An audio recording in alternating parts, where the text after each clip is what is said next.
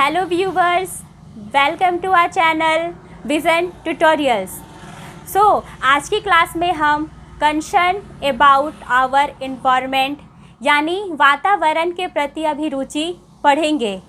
Video को and तक ज़रूर देखें और अगर वीडियो हमारा आपको पसंद आए तो वीडियो को लाइक, शेयर एंड सब्सक्राइब ज़रूर करें और बेल आइकन को प्रेस करना ना भूलें ताकि हमारे नेक्स्ट वीडियो की नोटिफिकेशन आप तक पहुंच सके।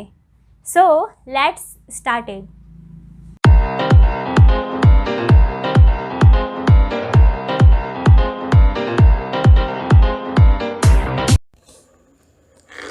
आज हम अपने पर्यावरण के प्रति अभिरुचि कंसर्न्स अबाउट आवर इन्वायरमेंट के बारे में पढ़ेंगे। इसमें जो पहला टॉपिक है भौतिक विज्ञान और पर्यावरण, फिजिकल साइंस एंड एनवायरनमेंट, इसके अंतर्गत बहुत सी चीज़ों को पढ़ना है। आइए देखते हैं। वायुमंडल यानी एटमॉस्फेयर पृथ्वी के चारों तरफ कई सौ किलोमीटर मोटाई में व्याप्त गैसीय आवरण को वायुमंडल कहते हैं, जो पृथ्वी के गैसीय प्रदेश को प्रदर्शित करता है। यहाँ हम देख सकते हैं वायुमंडल के बहुत सारे लेयर्स हैं, बहुत सारी परतें हैं। इन्हें हम एक एक करके बाद में पढ़ेंगे। मूल प्रश्न, सेंट्रल क्वेश्चन। भौतिक विज्ञान की सहायता से हम अपने पर्यावरण को किस प्रकार समझ सकते हैं? पर्यावरण में होने वाले प्रदूषण जैसे जल, वायु, मृदा प्रदूषण इत्यादि भौतिक विज्ञान के कारण होता है। विभिन्न प्रकार के रासायनिक प्रयोग, ध्वनि की उत्पत्ति, वायुमंडल में जाने वाले दूषित वायु इत्यादि का प्रभाव पर्यावरण पर पड़ता है। अतः इन सब कारणों को यदि कम कर दिया जाए तो पर्यावरण प्रदूषित कम होगी। अतः हम कह सकते हैं कि भौतिक विज्ञान तथा पर्यावरण एक दूसरे से संबंधित हैं। वायुमंडल में प्रतिरोधात्मक शक्ति होने के कारण अंतरिक्ष से पृथ्वी की ओर आने वाले उल्का आदि आकाशीय पिंड धरातल पर पहुंचने के पहले ही नष्ट हो जाते हैं। यहाँ हम देख सकते हैं कि बहुत सारे उल्का आकाशीय पिंड जो पृथ्वी पर आते हैं, वो जो है वायुमंडल की प्रतिरोधात्मक शक्ति होती है, उसके कारण पृथ्वी से आने से पहले भी नष्ट हो जाती है। वायुमंडल पृथ्वी के वातावरण के लिए ग्रीन हाउस प्रभाव, ग्रीन हाउस इफेक्ट की तरह काम करता है, जो सूर्य से आने वाले लघु तरंगों को पृथ्वी तक आने देता है, लेकिन पृथ्वी द्वारा विकसित दीर्घ तरंगों को बाहर जाने से रोकता है। इसी कारण पृथ्वी का औसत तापमान 35 डिग्री सेल्सियस तक बना रहता है। अन्यथा यहाँ भी चंद्रमा की तरह दिन में 100 डिग्री सेल्सियस तापमान और रात में -100 डिग्री सेल्सियस तापमान पाया जाता। ग्रीन हाउस इफेक्ट का यहाँ हम लोग चित्र देख रहे हैं और ग्रीन हाउस इफेक्ट को जो है, ग्रीन हाउस प्रभाव को हम लोग बाद में विस्तार से पढ़ेंगे। वायुमंडल में पाई जाने वाली गैसों का विवरण। नाइट्रोजन वायुमंडल के भाग का 99%, 78% आयतन से। ऑक्सीजन 21% आयतन से। कार्बन डाइऑक्साइड, हाइड्रोजन तथा निष्क्रिय गैस 1%। यहाँ हम लोग चित्र में देख सकते हैं कि नाइट्रोजन का प्रतिशत 78% है, ऑक्सीजन 21% और अन्य गैसें 1% है। वायुमंडल की संरचना, स्ट्रक्चर ऑफ एटमॉस्फेयर। वायुमंडल की ऊंचाई पृथ्वी तल से कितनी है, इसका सटीक उत्तर देना संभव नहीं है, लेकिन अनुमानतः 16 से 29,000 किलोमीटर तक बताई जाती है। परंतु धरातल से केवल 800 किलोमीटर ऊंचाई तक की वायुमंडल अधिक महत्वपूर्ण है। 400 किलोमीटर तक वायु के अस्तित्व का अनुभव होता है, लेकिन भूतल से जैसे जैसे ऊपर की ओर उठते हैं, वायु की सघनता तथा दाब कम होता जाता है तथा वायु में उपस्थित गैसों का परिमाण तथा प्रकृति भी बदलती रहती है। भारी गैस पृथ्वी के समीप तथा हल्की गैस ऊपर की ओर स्थित रहती है। वायु की सघनता, बनावट, दबाव आदि गुणों के आधार पर वायुमंडल को निम्नलिखित भागों में बांटा गया है। पहला, क्षोभ मंडल या घन मंडल, या इसे अधोमंडल भी कहा जाता है, ट्रोपोस्फेयर को कहते हैं हम लोग इसे। शांत मंडल या संताप मंडल, स्ट्रेटोस्फेयर। मध्यमंडल, मेसोस्फेयर। आयन मंडल या तापमंडल, आयनोस्फेयर और थर्मोस्फेयर। बहिर्मंडल, इसको हम लोग एक्सोस्फेयर बोलते हैं। क्षोभ मंडल या घन मंडल, ट्रोपोस्फेयर के बारे में जानते हैं। प्रोपोज ग्रीक भाषा का शब्द है जिसका अर्थ होता है मिश्रण या विक्षोभ। वायुमंडल की सबसे निचली परत क्षोभ मंडल है जिसमें वायु की सघनता सबसे अधिक होती है। धरातल से इसकी ऊंचाई 14 किलोमीटर मानी जाती है, लेकिन विषुवत रेखा इक्वेटर पर इसकी ऊंचाई 18 किलोमीटर तथा ध्रुवों की ओर 8 किलोमीटर होती है। इस वायुमंडल में जलवाष्प, धूलकण तथा बादल रहते हैं, जिसके कारण इसी स्तर में प्राकृतिक घटनाएं जैसे वृष्टि, वज्रपात, आंधी तूफान, ओलापात आदि घटती है। इस स्तर का तापमान प्रति 167 मीटर की ऊंचाई पर 1 डिग्री सेल्सियस तथा प्रति 110 मीटर की ऊंचाई पर 1 सेंटीमीटर वायुभार कम होता है। इस स्तर पर तापक्रम में अंतर होने के कारण वायु प्रवाह होता है। क्षोभ मंडल के 14 किलोमीटर से ऊपर का स्तर क्षोभ सीमा ट्रोपोपॉज कहलाता है।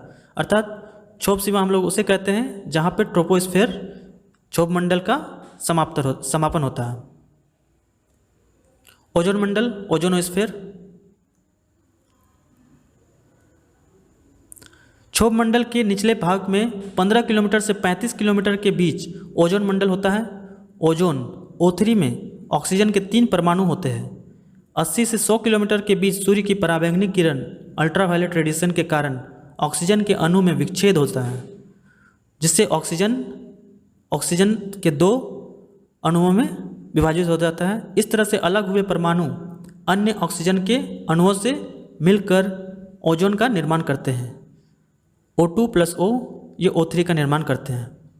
यहाँ चित्र में हम लोग देख सकते हैं कि सूर्य से जो 2 ऑक्सीजन के अणु हैं वो विच्छेद होके अन्य ऑक्सीजन के अणुओं से मेल करते हैं तथा O3 का निर्माण होता है।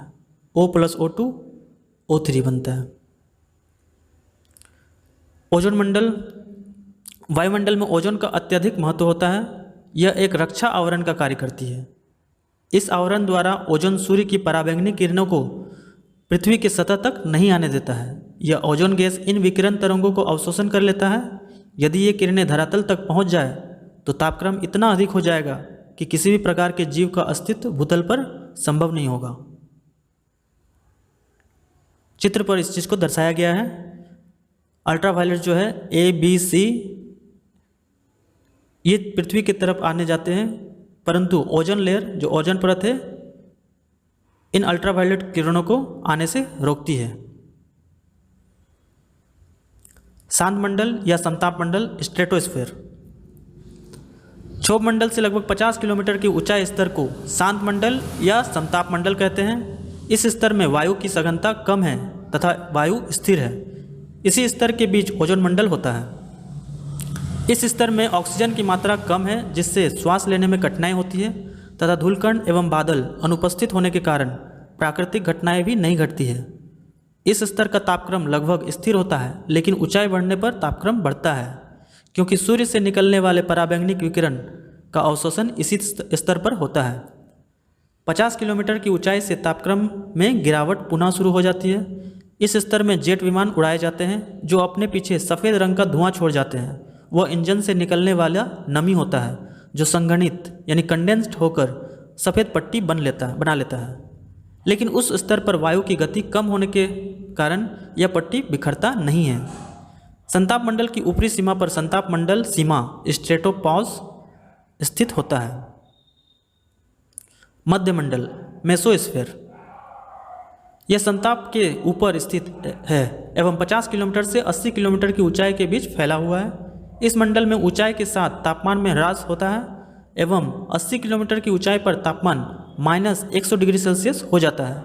इस मंडल की ऊपरी सीमा को मध्य सीमा यानी मेसोपॉज कहा जाता है। आयन मंडल या तापमंडल, आयोनोस्फीयर और थर्मोस्फीयर, इसे तापमंडल थर्मोस्फीयर भी कहा जाता है। इस मंडल का फैलाव 80 किलोमीटर से 400 किलोमीटर की ऊंचाई तक है। इस मंडल में तापमान जैसी तेजी से बढ़ता है एवं 350 किलोमीटर पर 1200 डिग्री सेल्सियस ताप मिलता है। इस मंडल में वायुमंडलीय घनत्व बहुत कम है। यहाँ सिर्फ नाइट्रोजन तथा ऑक्सीजन पाए जाते हैं।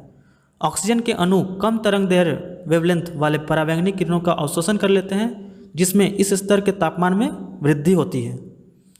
पृथ्वी से प्रेषित रेडियो तरंगे इसी मंडल से परावर्तित होकर पुनः पृथ्वी पर लौट आती हैं। इस स्तर में हाइड्रोजन, हीलियम और ऑक्सीजन गैस आयन के रूप में पाया जाता है। बहिर्मंडल एक्सोस्फीयर।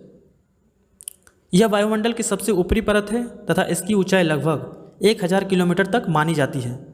इस परत की वायु काफ़ी विरल होती है तथा इसकी ऊंचाई में सिर्फ हाइड्रोजन तथा हीलियम गैस की प्रधानता रहती है। इसके बाह्य सीमा पर तापमान लगभग 5568 डिग्री सेल्सियस तक होता है, लेकिन यह तापमान पृथ्वी के तापमान से अलग होता है। यदि कोई अंतरिक्ष यात्री इस तापमान पर अपना हाथ बाहर निकालता है तो उसे शायद ताप का अनुभव भी नहीं होता है। इस मंडल के पश्चात निर्वात या अंतरिक्ष का विस्तार है।